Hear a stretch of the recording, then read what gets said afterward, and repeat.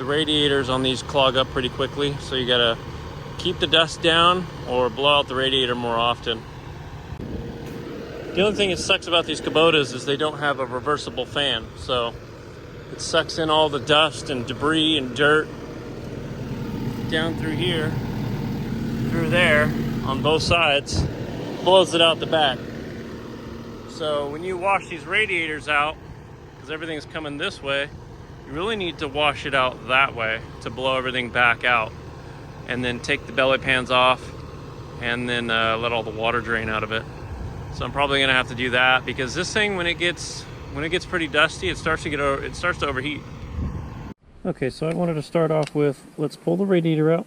We'll take the two pans underneath off, and then we will blast this with water.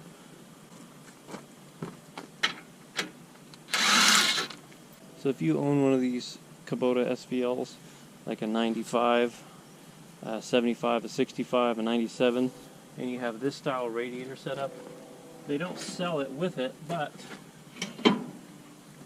you can buy a screen that goes in here, and that helps you clean everything out. And also, it keeps from big sticks getting into the radiator fan and shooting it right into the radiator, destroying your radiator. That's a $2,300 radiator.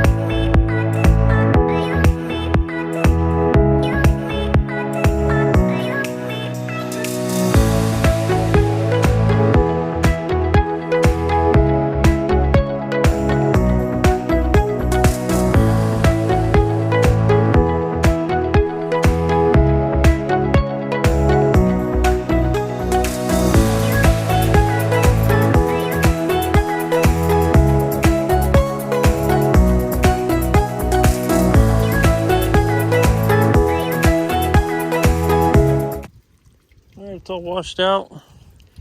That worked a lot better than using a hose. A lot more volume of water. You just have to make sure you don't have too much pressure, because you can bend these fins and then you're screwed.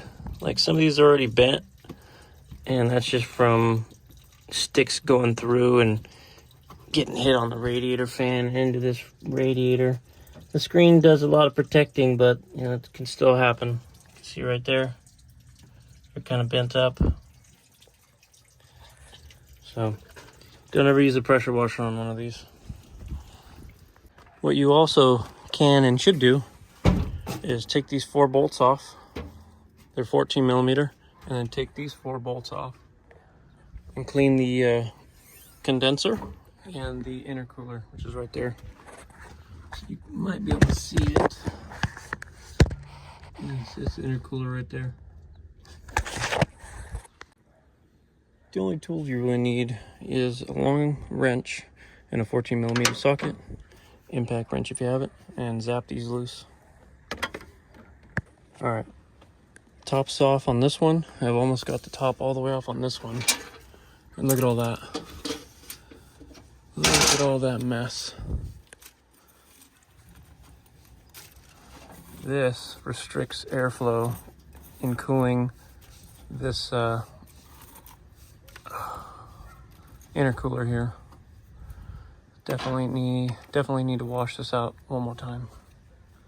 Same thing with this one, probably, just to make sure we're good. Look how much dirt's coming out of there. That's also going to keep you from being nice and cold inside, or at least cool, because you never get cold in these things. Radiator is clean, it's bolted back up. Condenser is clean enough. The intercooler is as clean as it's going to get. Let's see if we can see the intercooler. It's better. Definitely better than it was. Stupid, they have this intercooler here, right above this big old hot exhaust thing. I don't know how that's supposed to work, but whatever. I didn't engineer it. What sucks for later on in life is, see how the fins are nice and clean? And then over by the fan, they're all bent over. It's because sticks get in there, like this one. And they bend the little fan blades, the little fins over. So always clean this out, get all the sticks out of here, so you don't have to ever replace this little condenser here.